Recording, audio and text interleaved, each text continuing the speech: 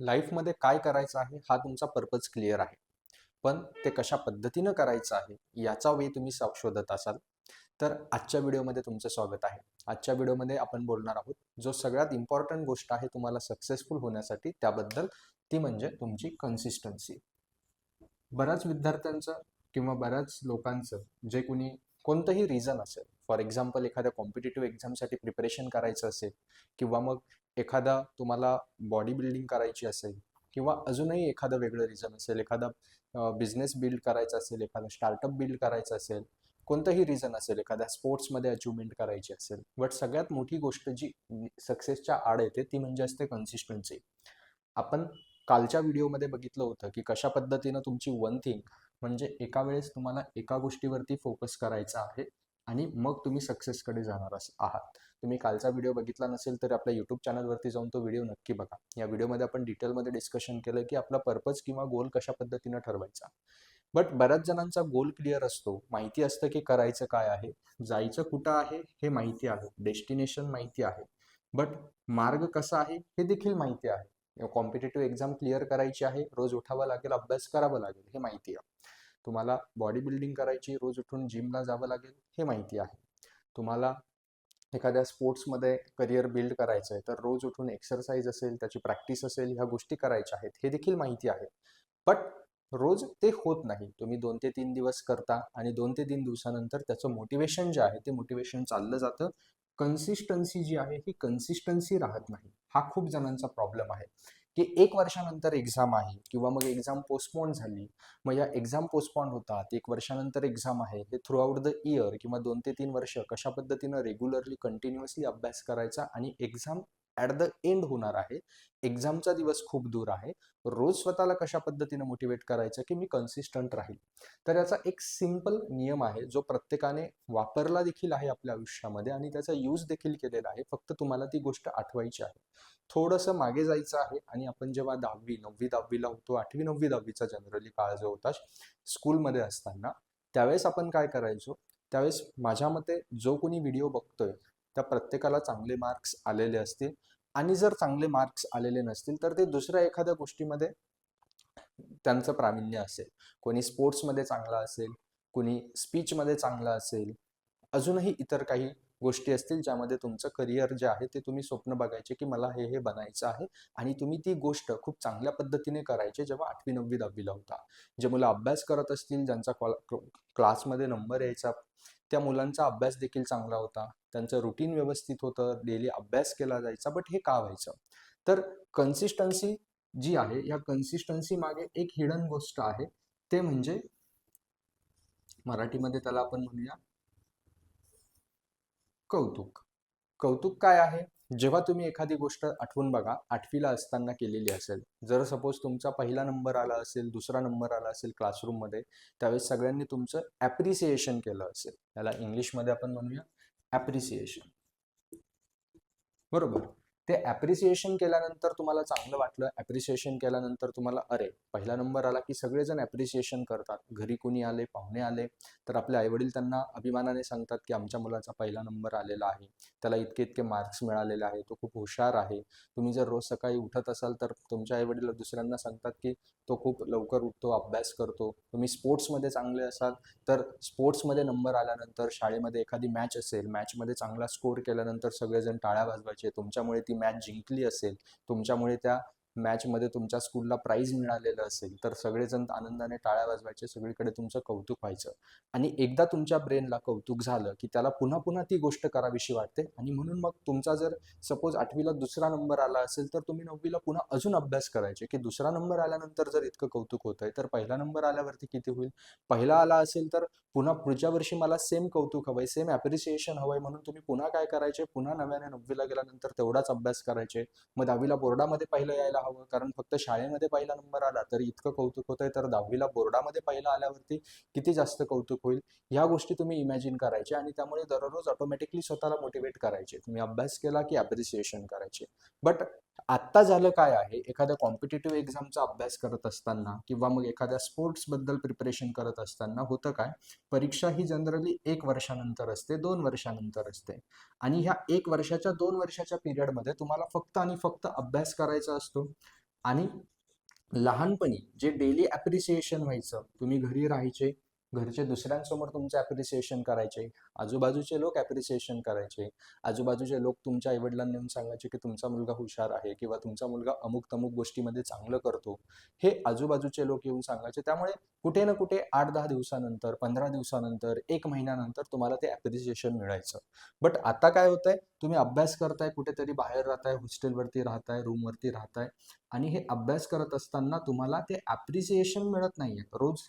ठीक आहे, एक्झाम 1 वर्षानंतर आहे किंवा तुम्हाला रिझल्ट्स हवे ते मिळाले नाही, तुम्हाला एखाद्या एक्झाममध्ये फेल्युअर आला. ते फेल्युअर आल्यानंतर तुम्ही केलेला अभ्यास, तुम्ही केलेली मेहनत बघायला कोणी नव्हतं. त्यामुळे तुम्हाला कोणी हे म्हणत नाहीये की तू खूप छान अभ्यास केला, तू डेली मोटिवेटेड होता, तू डेली कन्सिस्टंट होता. बट कोणी ॲप्रिसिएशन करत नाहीये. बट एक्झाममध्ये फेल आल्यानंतर सगळेजण हे मात्र बोलताय की सिलेक्शन कधी होईल तुझं, अजून किती एक्झाम्स देणार आहेत किंवा अजून किती वेळा ट्राय देणार आहे, कधी तुझं स्टेटच्या टीममध्ये सिलेक्शन होईल. या सर्व गोष्टी आता आजूबाजूचे लोक विचारतात. आणि त्यामुळे जी तुमचे एफर्ट्स घेतले जात आहेत, जी मेहनत तुम्ही करताय, त्या मेहनतीला, त्या एफर्ट्सला ॲप्रिसिएशन मिळत नाही. तुम्ही एक ऑब्झर्व केलं असेल, जेव्हा तुम्ही नव्याने अभ्यास चालू केला होता फर्स्ट टाइम, त्यावेळेस 3-4 महिने तुम्ही कंटिन्युअसली कन्सिस्टंटली अभ्यास करत होता. त्यावेळेस तुम्ही टेस्ट सिरीज देत होता, प्रिव्हियस इयर क्वेश्चन सॉल्व्ह करत होता, जे जे रिक्वायर्ड आहे ते एकदम नव्याने करत होता. बट 2-3 महिन्यानंतर तुमचं ते मोटिवेशन चाललं गेलं. त्याचं रिझन हेच होतं की कुणी ॲप्रिसिएशन केलं नाही. मग अशा वेळेस काय करायचं आहे, ज्यावेळेस कुणी ॲप्रिसिएशन बाहेरून मिळत नाहीये, त्यावेळेस आणि म्हणून तुम्ही कन्सिस्टंट राहत नाहीये, त्यावेळेस एक गोष्ट पिक्चरमध्ये येते, सेल्फ ॲप्रिसिएशन. सेल्फ ॲप्रिसिएशन म्हणजे काय? तुम्हाला आता स्वतःला मोटिवेट करायचं, स्वतःला कन्सिस्टंट ठेवायचं, तर तुम्हाला स्वतःलाच स्वतःचं ॲप्रिसिएशन करायची सवय लावायची आहे. मग हे स्वतःचं ॲप्रिसिएशन करायचं कसं? तर सिम्पली तुमचा जो मोठा गोल आहे, फॉर एक्झाम्पल हा मोठा टार्गेट आहे, या मोठ्या टार्गेटला तुम्हाला ब्रेकडाऊन करायचं आहे स्मॉल स्मॉल टार्गेट्समध्ये. फॉर एक्झाम्पल आपण घेऊया, एखादी कॉम्पिटेटिव्ह एक्झाम क्रॅक करणं हा तुमचा गोल आहे. मग या कॉम्पिटेटिव्ह एक्झामला क्रॅक करण्यासाठी काय छोट्या छोट्या गोष्टी लागतात? फॉर एक्झाम्पल, तुमचा सिलेबस कंप्लीट करायचा आहे. मग या सिलेबसमध्ये सब्जेक्ट्स किती आहे, एका सब्जेक्टमध्ये चॅप्टर्स किती आहे, ह्या चॅप्टर्स इतके इतके आहेत, एका चॅप्टरवरती किती क्वेश्चन सॉल्व्ह करायचे आहेत, 100 क्वेश्चन सॉल्व्ह करायचे आहेत, 200 क्वेश्चन सॉल्व्ह करायचे आहे, हे अगोदर ठरवा. बघा, मी एक प्रॅक्टिकल टिप देतोय. जर तुम्ही अभ्यास करत असाल तर एक नोटबुक बनवा. या नोटबुकमध्ये तुमचा सगळा सिलेबस, सब्जेक्ट, नंबर ऑफ सब्जेक्टचे युनिट्स, तुम्हाला एका युनिटवरती ॲटलिस्ट किती क्वेश्चन्स सॉल्व्ह करायचे आहेत, प्रिव्हियस इयर क्वेश्चन्स असतील, MCQs असतील, डिस्क्रिप्टिव्ह क्वेश्चन्स असतील, किती PYQ सॉल्व्ह करायचे आहेत ते देखील लिहा, पेनने लिहा, की ॲटलिस्ट एका युनिटवरती 100 क्वेश्चन सॉल्व्ह झाले पाहिजे. एका सब्जेक्टच्या ॲटलिस्ट 3 टेस्ट या दिल्या गेल्या पाहिजे. कोणताही पेपरच्या अगोदर त्या पेपरच्या फुल लेंथ म्हणजे सगळे सब्जेक्ट असणाऱ्या 5 टेस्ट या दिल्या गेल्या पाहिजेत. हे टार्गेट्स अगोदर तुमच्या नोटबुकवरती लिहा. एकदा की टार्गेट्स लिहिले की डेली शीट्स बनवा. सपोज आज तारीख आहे 19 फेब्रुवारी. या 19 फेब्रुवारीला तुम्ही लिहायचं की आजचं टार्गेट काय आहे. आजचं टार्गेट माझं आहे 2 युनिटचा सिलेबस कंप्लीट करणं, त्या 2 युनिटचे 100 म्हणजे असे 200 MCQ सॉल्व्ह करणं आणि त्याची रिव्हिजन करणं, हे माझं आजचं टार्गेट आहे. हे डेली टार्गेट नोटबुकमध्ये लिहिल्यानंतर सकाळपासून संध्याकाळपर्यंत अभ्यास करायचा आणि एकदा अभ्यास झाला की 19 फेब्रुवारीमध्ये 2 युनिटचा मी सिलेबस कंप्लीट केला, याचे 200 MCQ सॉल्व्ह केले, त्याची रिव्हिजन केली. असं करत 20 फेब्रुवारीचं टार्गेट बनवा, 21 फेब्रुवारीचं टार्गेट बनवा आणि ते टार्गेट कंप्लीट केलं की ह्या टिक मार्क करायच्या, मी आज हे कंप्लीट केलं. याला म्हणतात सेल्फ ॲप्रिसिएशन. हे केल्यामुळे होणार काय आहे, तुमच्या ब्रेनला एक मेसेज जाणार आहे, अरे जे टार्गेट्स मी ठरवतो ते मी कंप्लीट करतो. 200 MCQs ठरवले होते, मी 200 MCQ सॉल्व्ह केले. मी रिव्हिजन करायचं ठरवलं होतं, मी रिव्हिजन केली. एखाद्या दिवशी तुमची त्यामध्ये टेस्ट इन्क्लूड असेल, सपोज आज मला एक टेस्ट द्यायची आहे, ती टेस्ट मी दिली.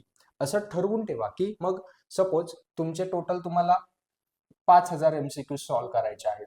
तुम्ही आज 200 MCQ सॉल्व्ह केले म्हणजे तुमचे 4800 MCQs बाकी आहेत. तुम्हाला टोटल 50 टेस्ट द्यायच्या आहेत, त्यापैकी एक टेस्ट दिली म्हणजे 49 टेस्ट द्यायच्या बाकी आहेत. 2 युनिट कंप्लीट केले, टोटल 100 युनिट्स असतील सगळे सब्जेक्ट मिळून, मला अजून 98 युनिट्स कंप्लीट करायचे आहेत. हे तुम्हाला मोटिवेशनचं कारण बनणार आहे, या उरलेल्या संख्या. आणि ज्या झालेल्या रोजच्या टिक मार्क आहे डेट वाईज डायरी मेंटेन करा. प्रत्येक डायरीचं छोटी डायरी, प्रत्येक पेज वरती तारीख असली पाहिजे आणि त्या तारखेच्या खाली टार्गेट्स आणि त्याला ह्या टिक मार्क आल्या पाहिजे. आज मी काय कंप्लीट केलं. कारण बऱ्याच वेळा काय होतं माहितीये, अभ्यास करत असताना आपल्याला हेच कळत नाही माझं पूर्ण किती झालंय, माझं बाकी किती आहे. एक्झामचं टेन्शन येऊन लागतं, एक्झाम द्यायची आहे, जवळ येते आहे, मग कन्सिस्टन्सी राहत नाही, कळत नाही. जर तुमचे टार्गेट फिक्स असतील आणि रोज तुम्हाला ह्या टिक मार्क दिसत असतील तर तुमच्या ब्रेनला मेसेज जातो की मी टार्गेट्स कंप्लीट करतोय. याला सेल्फ ॲप्रिसिएशन म्हणतात. जर तुमचे आठवड्याचे वीकली टार्गेट्स कंप्लीट केले तर ठरवा की संडे नाईटला मी एक मूवी बघेल.